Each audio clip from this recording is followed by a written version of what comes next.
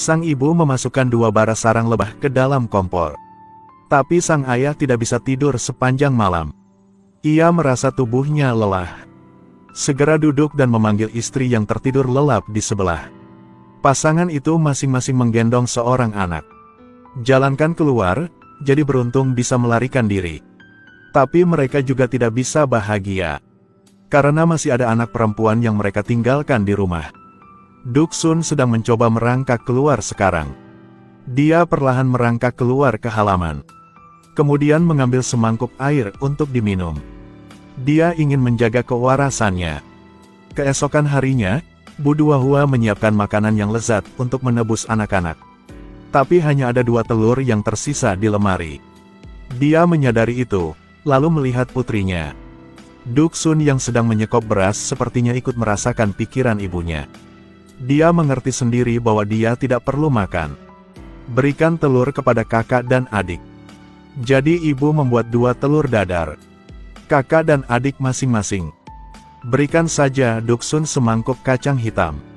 Katakan padanya, ini jauh lebih baik daripada telur goreng. Dan Duksun juga sangat kooperatif, menyendok sepotong kacang ke dalam mulutnya. Sepertinya sudah terbiasa dengan diskriminasi ibunya. Sebagai putri kedua dalam keluarga, dia dibenci oleh orang tuanya sejak kecil. Ibu memberikan semua cintanya kepada saudara perempuan dan laki-lakinya. Bahkan ayam goreng pun terbelah dengan jelas. Kakak dan adik masing-masing memiliki paha. Dan Duksun hanya bisa makan sayap ayam. Dan sang ayah tampaknya lebih menyukai saudaranya. Setiap hari dia bersembunyi darinya untuk membeli es krim untuk dimakan adik. Sampai suatu hari dia temukan. Lihatlah wajahnya yang frustasi. Sang ayah tidak punya pilihan selain membelikannya secangkir es krim. Untuk mendapatkan kasih sayang orang tua, Duksun mulai mendaftar untuk mengikuti kompetisi olimpiade. Bekerja keras setiap hari. Namun terkadang kerja keras tidak menjamin kesuksesan. Hari itu dia dipilih secara tidak sengaja. Dia bosan dalam perjalanan pulang. Tapi adik sedang terburu-buru. Seret dia ke dalam rumah. Karena hari ini adalah hari ulang tahun kakak. Tapi Duksun sangat menyebalkan. Karena dia tahu itu selama meniup lilinnya. Kemudian ayah akan menggantinya dengan 3 lilin lainnya. Lalu nyalakan kembali lilin, kue untuk merayakan 2 ulang tahun. Duksun memiliki 3 hari lagi sampai ulang tahunnya, akhirnya tidak tahan lagi.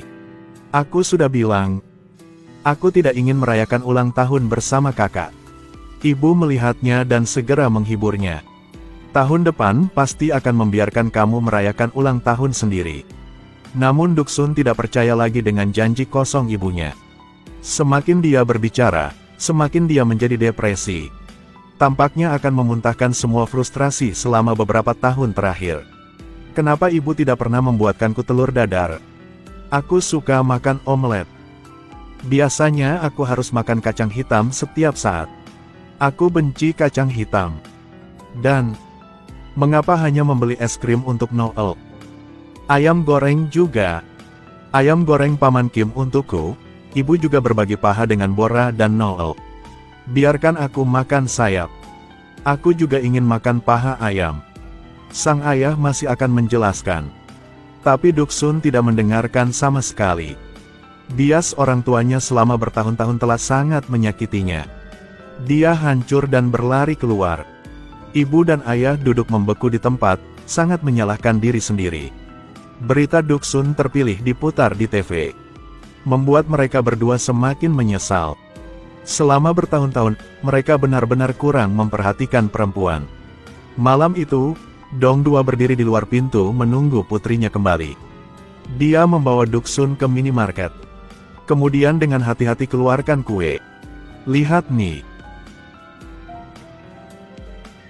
Selamat ulang tahun, anak ayah Duksun. Keinginan ayah akhirnya membuat Duksun tertawa. Lalu ayah menjelaskan padanya. Ayah dan ibu, minta maaf sama kamu. Karena kami tidak mengerti. Ayah juga pertama kali menjadi ayah. Jadi, anakku, maafin untuk ayah dan ibu ya.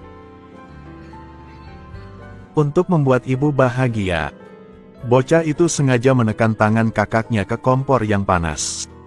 Bu, tangan kakak terbakar. Menunggu ibu datang berlari membawa kotak obat. Menunggu ibu berlari dengan kotak obat, lalu dia berlari di depan ayah lagi. Mendorong batu bara yang baru diganti ke tanah. Ayah hampir marah. Siapa sangka? Di mana ibu? Ayah menjatuhkan batu bara lagi. Sang ibu tidak bisa menahan diri untuk tidak berlari sambil mengutuk. Tapi masih tidak menunggu dia untuk melakukan apa-apa. Kemudian anak laki-laki di kamar membuka laci. Buang semua pakaian di laci ke tanah. Lalu berteriak pada ibu. Bu, apakah ibu melihat celana pendekku? Sang ibu masuk meskipun wajahnya sangat tidak nyaman. Tapi tetap serius mencari celana untuk membantu anak. Dia memberikan celana anaknya. Mulut masih mengeluh. Apa jadinya rumah ini tanpa aku? Tidak bisa melakukan sesuatu dengan benar. Pada titik ini sang ayah menjulurkan kepalanya.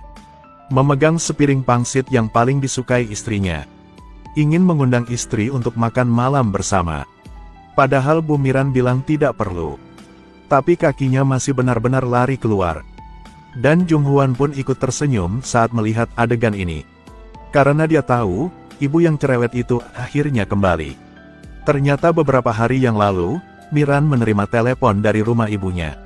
Kemudian mendengar bahwa ibunya tidak hati-hati dan kakinya patah. Dia tidak punya pilihan selain kembali ke kampung halamannya untuk mengunjungi ibunya. Tapi dia tidak bisa tenang dengan suami dan kedua putranya. Karena biasanya rumah ini semua diurus oleh dia.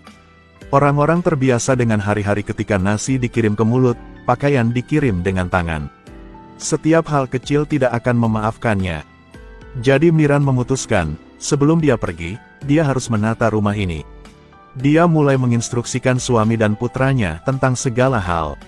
Ajari mereka cara membagi pakaian mereka. Ajari mereka cara mengganti bara kompor. Bahkan lemari penuh dengan makanan siap saji. Minta ayah dan anakmu untuk ingat makan tepat waktu. Begitu saja, mengangguk dan mengangguk sepanjang hari. Miran baru saja akan meninggalkan rumah. Ingin mengatakan beberapa kata lagi. Tapi dia diusir oleh suaminya. Wajahnya penuh kekhawatiran. Berjalan dan kembali 3 kali. Sedikit yang dia tahu bahwa ketidakhadiran ibunya membuat ketiga orang ini benar-benar lepas kendali. Sepenuhnya memperlakukan rumah sebagai pusat hiburan. Sung Kyun langsung berbaring di lantai. Gunakan kaki untuk menyalakan TV. Lepaskan kaos kaki dan lemparkan ke kepala. Mengupil sambil menonton TV dengan santai. Dan kakak Jungbong ingin makan nasi campur gula susu kesukaannya. Biasanya tidak berani makan banyak susu dan gula. Kali ini akhirnya bisa makan sampai kenyang. Jun Hwan langsung keluar memakai celana dalam. Menonton TV bersama ayah. Di hari-hari tanpa beban. Mereka bertiga menjalani kehidupan tanpa beban. Setiap sudut rumah dipenuhi sampah. 3 hari berlalu dengan sangat cepat. Hari itu, panggilan telepon tak terduga membangunkan mereka. Baru pada saat itulah mereka menyadari bahwa ibu mereka akan pulang. 3 orang ketakutan setengah mati. Bergegas untuk mulai membersihkan rumah yang penuh dengan sampah. Akhirnya pulihkan rumah sebelum Miran kembali. Ini membuat Miran merasa sangat terkejut. Tidak menyangka 3 orang biasa itu pemalas. Miliki wajah bersih seperti ini. Tapi dia tidak banyak bicara. Tapi hanya melihat 3 orang. Buka kulkas lagi. Ternyata makanan di dalamnya juga dimakan bersih. Kemudian tanyakan pada mereka bertiga sesuatu tentang rumah itu. Setelah mendengar bahwa kalian bertiga telah menyelesaikan instruksi untuk memenuhi tenggat waktu. Hati Miran sedikit kosong. Sepertinya ada yang hilang. Badan terasa lelah. Mereka bertiga merasa sangat sulit untuk mengerti. Tidak mengerti mengapa ibu tidak bahagia. Sahabat terbaik Dong Ryung tampaknya melihat semuanya. Dia memberitahu Jung Hwan. Itu karena kalian bertiga hidup dengan sangat baik. Bahkan tanpa ibumu, kamu masih hidup dengan baik. Begitulah cara Jung Hwan mengacaukan rumah dengan nakal. Terkadang ibu kita, hanya karena merasa dibutuhkan, Dia akan memberikan segalanya untukmu tanpa mengeluh tentang apapun. Waktu bukanlah pencuri yang mencuri masa muda ibu. Tapi kita, janda ini baru saja tiba dan memperhatikan. Bahkan pisang matang pun akan rusak. Dia mengertakkan gigi dan membeli satu. Lalu berlari pulang dengan semangat. Tapi anak laki-laki itu membagi pisang menjadi 3 bagian. Juga memesan bagian tengah terpanjang untuk adik perempuannya. 2 potongan pendek yang tersisa, dia bagikan dengan ibunya 1 bagian. Tapi Nyonya Sun Yang tidak suka makan. Hanya karena keluarga ini sangat miskin. Jika ingin makan makanan lengkap, harus berpikir dengan hati-hati. Hitung berapa banyak dapat menghemat mobil setiap hari. Beras di rumah juga habis. Sun Yang duduk dengan bingung tidak tahu harus berbuat apa. Tapi itu membuatnya semakin jatuh. Pemanasan batu bara untuk melawan musim dingin akan segera habis. Ketika dia berpikir apakah dia harus meminjam uang dari tetangganya. Lalu keesokan harinya ibu mertuanya tiba-tiba datang, membuatnya benar-benar hancur. Saya baru saja melihat ibu mertua saya berjalan di sekitar rumah dengan ekspresi kesal di wajahnya. Kemudian mulai mengkritiknya. Beras di rumah sudah habis, kenapa kamu tidak pergi dan membelinya? Membesarkan 2 anak kurus seperti ini. Mengapa pakaian yang dikenakan di badan begitu sobek? Meski ibu mertua tidak memarahi, tapi setiap kata menusuk hati. Dalam hatinya sangat tidak nyaman. Tetapi semakin banyak kata ibu mertua, semakin dibesar-besarkan. Kau membunuh anakku. Gunakan uang anakku di rumahku. Tapi bahkan anak-anak pun tidak bisa dibesarkan dengan baik. Kata-kata ini seperti sebilah pisau yang menusuk jantung Sun Yang. Selama bertahun-tahun, dia sendirian membesarkan 2 anak, tidak ada yang tahu. Mengandalkan sedikit uang dari darah dan darah suaminya, dia berhasil sampai hari ini. Sekarang tidak ada artinya sepeser pun di mata ibu mertuanya. Dia mencoba menekan kebencian di hatinya dan memberitahu ibunya. Bahkan jika aku tidak dapat membelinya barang branded. Tapi aku juga tidak membiarkan mereka kelaparan. Aku akan membelikan mereka pakaian yang bagus. Biarkan mereka hidup tanpa rasa malu. Itu sebabnya, Ibu. Mohon. Jangan pernah datang ke sini lagi. Biarkan aku dan anak hidup damai. Tolong jangan ke sini lagi. Ibu mertua yang kuat disuruh oleh Sun Yang untuk tutup mulut. Dia melirik menantu perempuannya sejenak. Lalu bangun dan pergi. Sebelum berangkat, dia masih melempar uang ke menantunya. Tapi bisakah Sun Yang menerimanya? Dia buru-buru mengejar dan mengembalikan uang itu kepada ibu mertuanya. Menandakan bahwa mulai hari ini, kita berdua terbagi menjadi 2 dunia. Bahkan jika hidup sulit, aku akan mendukung diri sendiri.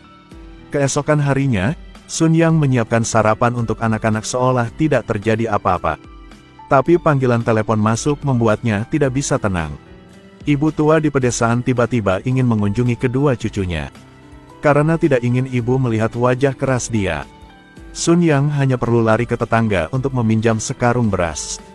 Kemudian mencari seluruh lemari.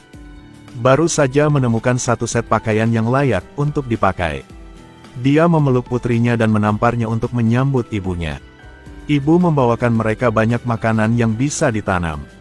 Wajah yang baik menginstruksikan anak-anak untuk meningkatkan kesehatan mereka. Sun Yang ingin ibunya tinggal selama beberapa hari. Tapi ibu melambaikan tangannya dan berkata ada pekerjaan mendesak. Dia hanya minum segelas air. Kemudian bangun dan ikuti tur keliling rumah. Kemudian buru-buru mengambil barang-barang itu dan pergi. Tapi begitu dia sampai di gerbang, dia menggunakan alasan ingin pergi ke kamar mandi. Sun Yang sulit memahaminya. Tapi dia masih ingin menjaga ibunya untuk tinggal selama beberapa hari. Tapi ibunya bersikeras untuk pergi. Setelah mengantarkan ibunya pergi, Sun Yang hendak memandikan putrinya. Kemudian menemukan surat di mesin cuci. Dia berbakti membuka surat di dalamnya. Untuk putriku yang baik dan cantik. Aku tidak punya uang, jadi aku tidak bisa memberimu banyak. Kamu pergi membeli pakaian bagus untukmu dan anak-anak. Putriku yang paling kucintai. Jangan hidup terlalu keras. Kamu tidak melakukan kesalahan apapun. Hati-hati, Jumlah uang yang ditinggalkan ibunya membuat Sun Yang mengerti. Ternyata ibu segera mengetahui semuanya. Pakaian tua tergantung di tali, kaos kaki robek tidak bisa dicuci. Akting ceroboh ini segera terlihat oleh ibunya. Ini tengah malam, tapi dia masih belum bisa tidur. Dia tidak tahan, mengeluarkan ponselnya dan menelepon ibunya. Tapi kata-kata itu keluar dari mulut tidak tahu bagaimana mengatakannya. Air mata terus saja mengalir. Halo, siapa itu? Kenapa aku?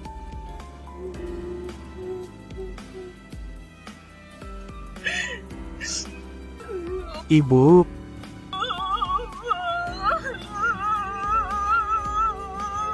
Ibu.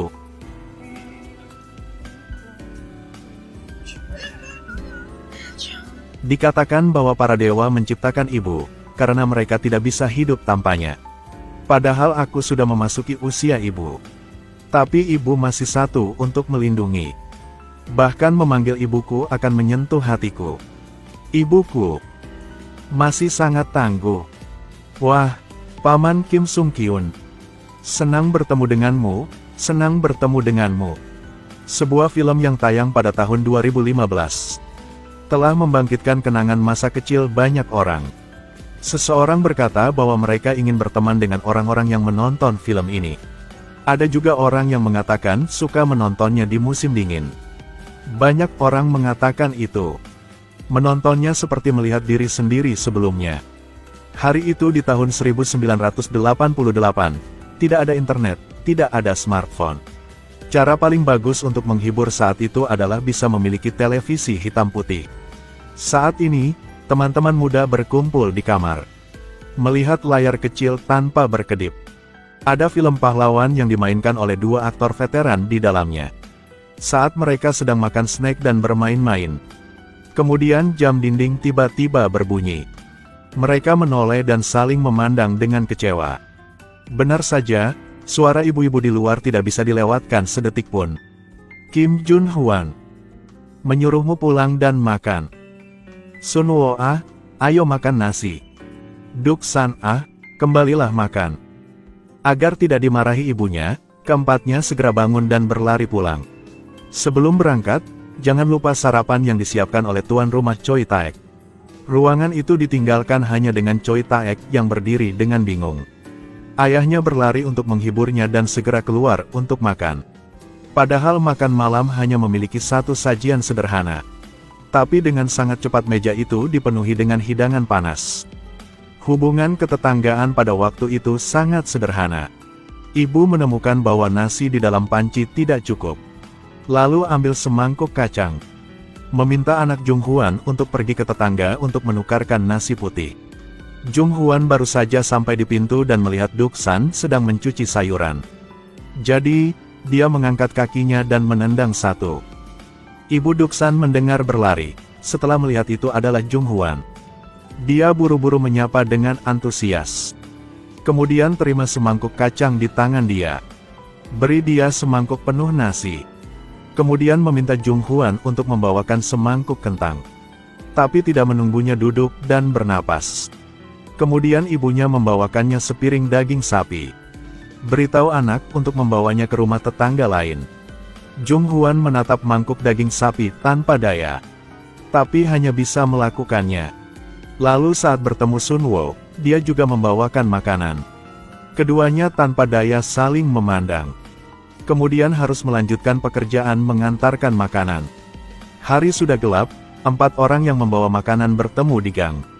Kemudian berkumpul untuk mengeluh tentang pemikiran orang dewasa yang rumit. Siksaan seperti ini lebih baik daripada duduk dan makan bersama. Pergerakan di kejauhan membuyarkan pikiran Duksun. Ayahnya pergi bekerja dan pulang kerja.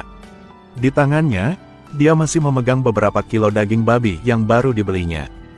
Dia memberitahu kedua anaknya bahwa dia menerima gaji hari ini. Seluruh keluarga menikmati makan malam bersama. Sang ibu senang menerima gaji suaminya.